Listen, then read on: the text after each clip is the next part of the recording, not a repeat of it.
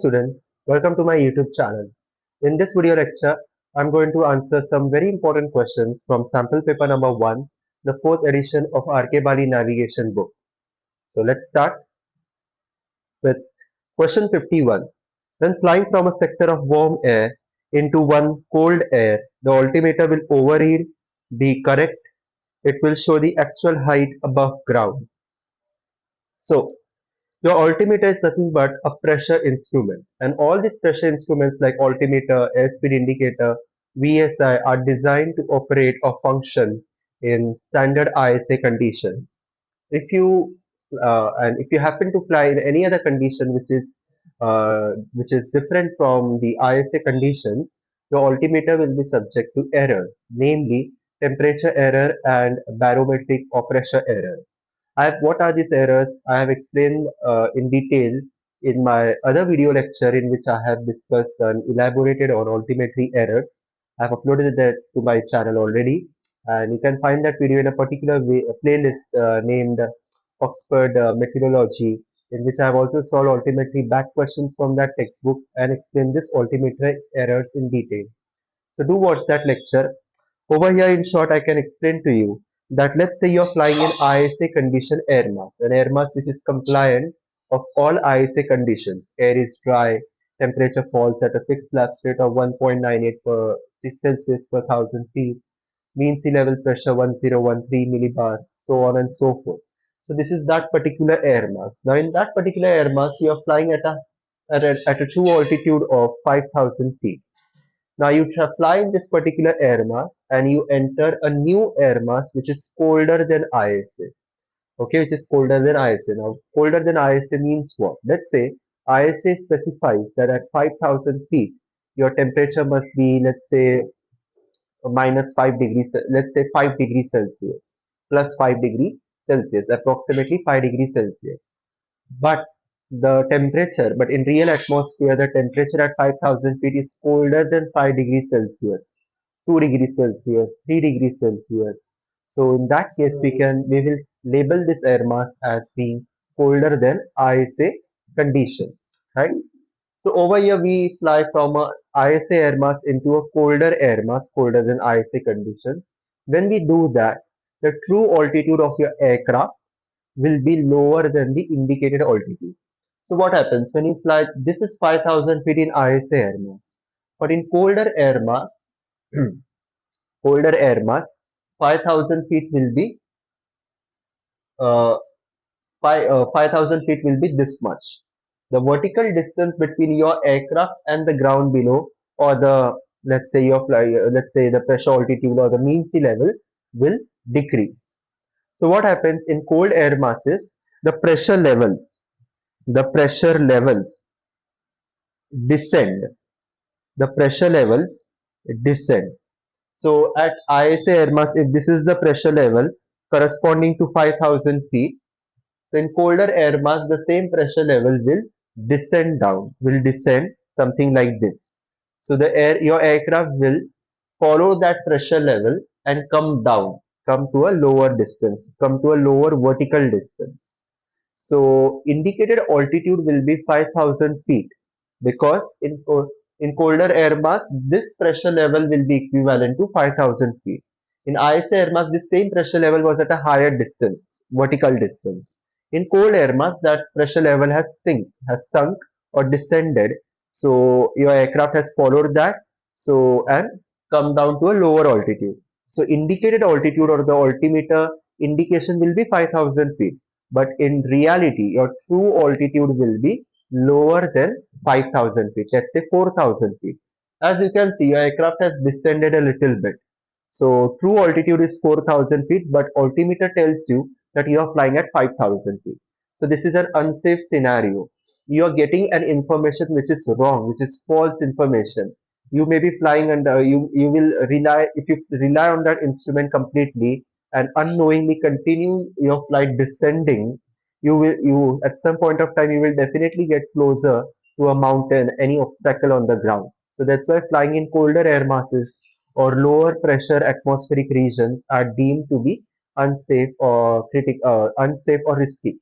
So you have to not you must continuously, the solution to this problem is that you must continuously update your pressure altimeter setting, okay, your QNH from your ATC controller. So keep updating that. If you don't do that, you will be flying with a wrong input or wrong information, and as a result, the output given by the instrument will also be wrong, false, or unreliable. Okay. Now, when you go into a warm air mass, in warm air mass, all pressure levels rise in atmosphere.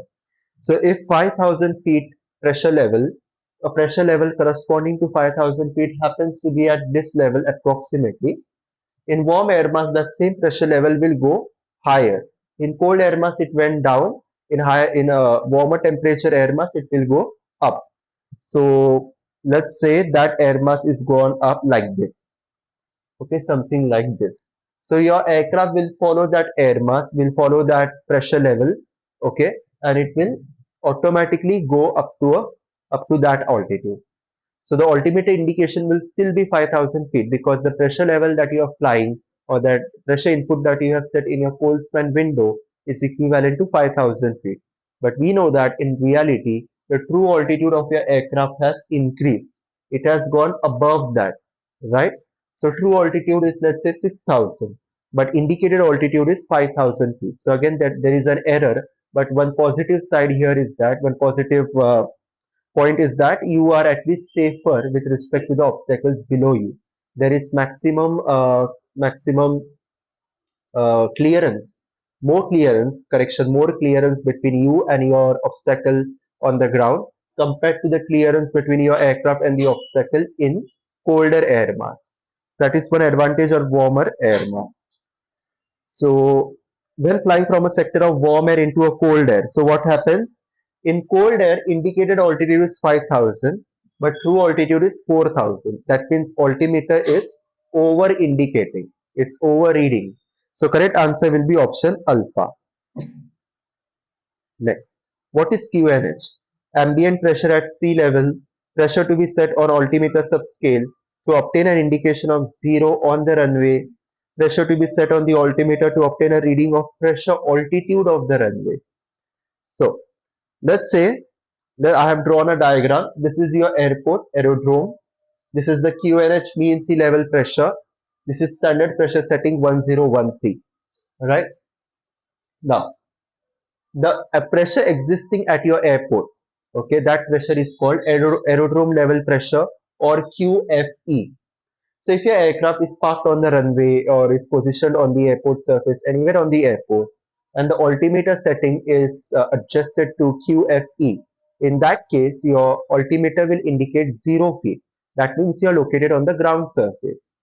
Now, if the altimeter setting in your aircraft is adjusted to a new pressure setting of QNH, so the vertical distance reported will be altitude, and this altitude will be measured from mean sea level. So we can say if your aircraft is on the ground on the airport, so that vertical distance will be called elevation. If you are airborne or somewhere else, that same vertical distance will become your altitude with respect to mean sea level. Now, if your aircraft flying in the atmosphere is set to QNH, like I said, so the vertical distance will be measured from QNH pressure level, and the vertical distance will be called altitude. Now, other aircraft here I have taken has set its altimeter setting to a standard pressure setting of 1013. So, in that case, the vertical distance will be measured from standard pressure setting 1013 pressure level, and the vertical distance will be called pressure altitude, right?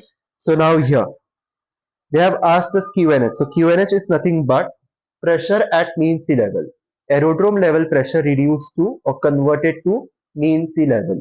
So correct answer is option alpha. The pressure to be set on the altimeter to obtain 0 feet, that will only happen when you have set QFE in the altimeter window. Okay, so option bravo is wrong. You must set QFE, not QNH. Pressure to be set on the altimeter to obtain a reading of pressure altitude. To obtain a pressure altitude reading, you must set 1013 standard pressure setting, not QNH. So again, Charlie is wrong. Fine. Next. During the approach, a crew reads on the radio altimeter 650 feet. This is an indication of true height of the lowest wheels with respect to the ground at any time, height of aircraft with regard to the ground at any time, height of aircraft with respect to the runway. So always remember when you are flying in whenever you are flying your aircraft, the radio altimeter indicates height of your aircraft, the true height. Height resembles the vertical distance between your aircraft and the ground below.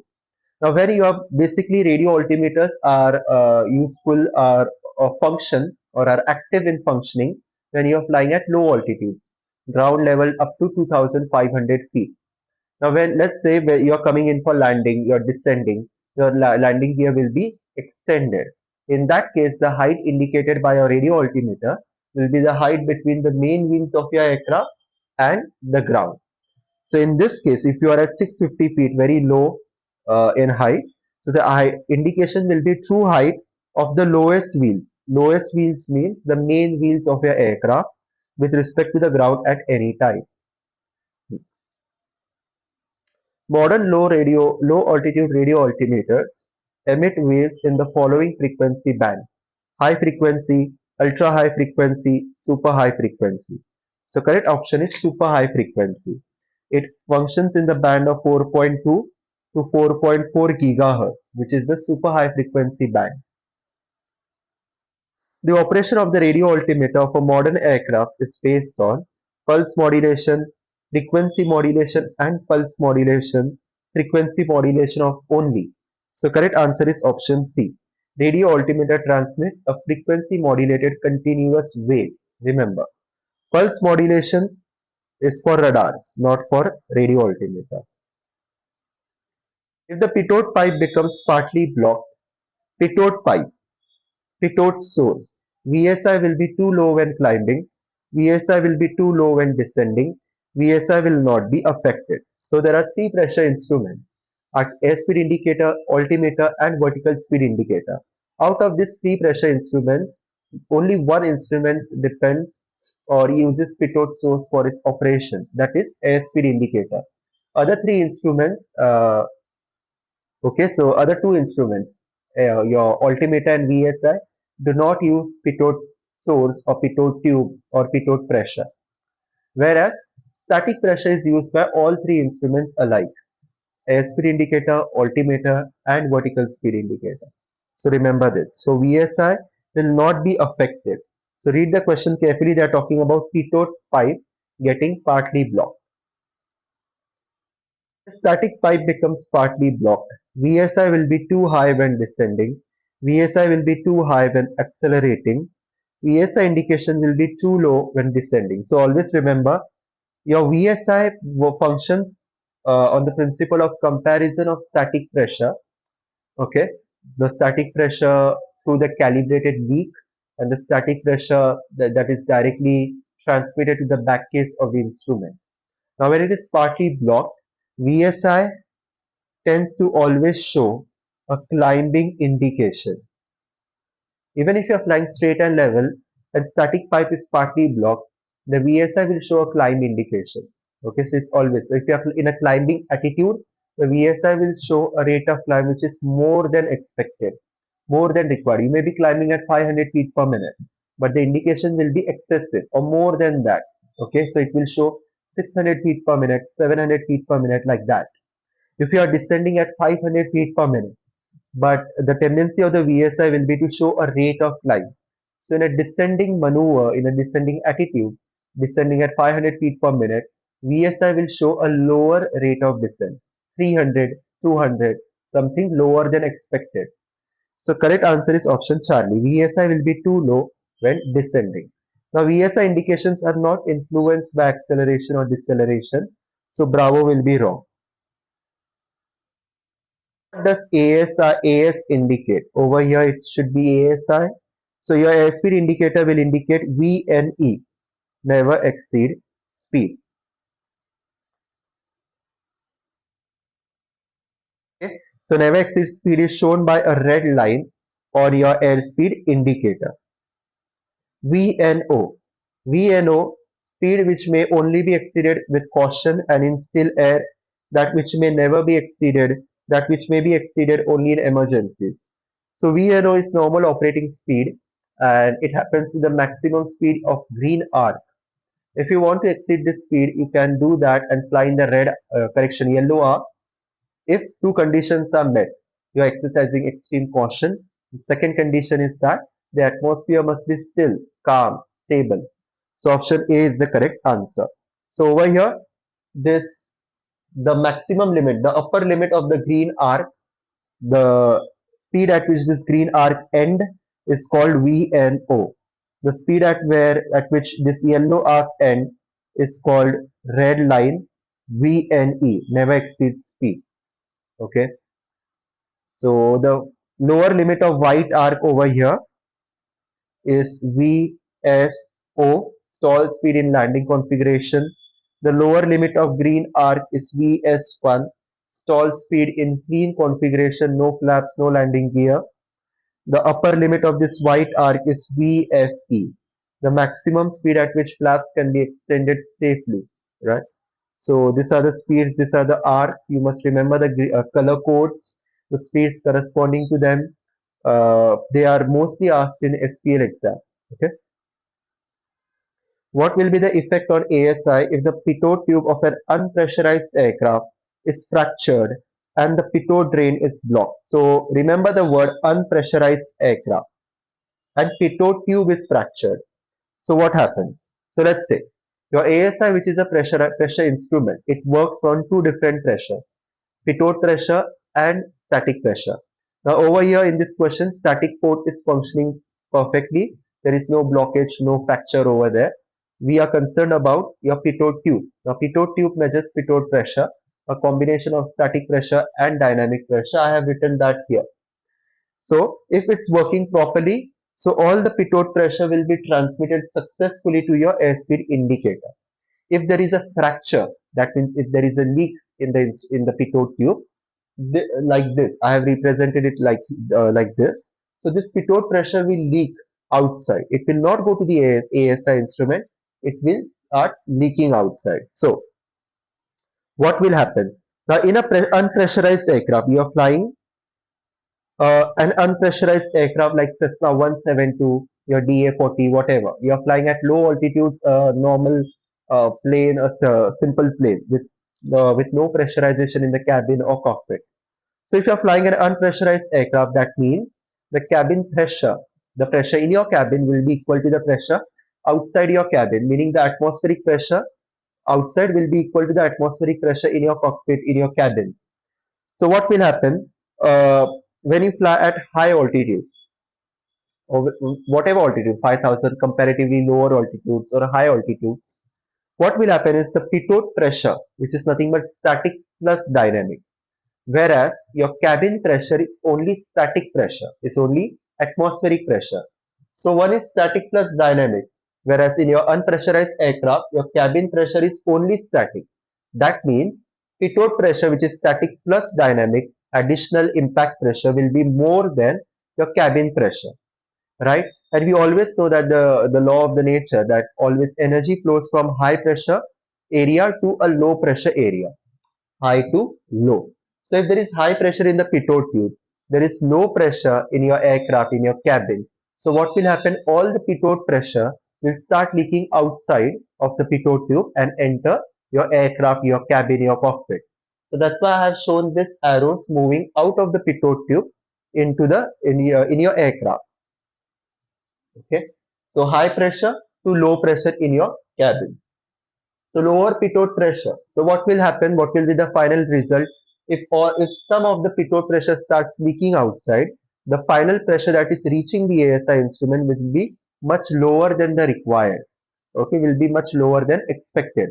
So lower pitot pressure, that means lower ASI readings. Lower pitot pressure means lower dynamic pressure, in other words. And dynamic pressure is nothing but your calibrated airspeed, your indicated airspeed. So if there is a decrease in an input, so output will also suffer. So there will also be a decrease in output. So that's why you will get lower ASI readings. So final pitot pressure reaching the pitot tube will be lesser than the original pitot pressure, and therefore your ASI reading will also suffer, or will also lag, or will underread. So it will overread? No. It will underread? Yes. It will give a constant reading? Wrong. So the pitot or your airspeed indicator will start underreading. It will show a lower airspeed.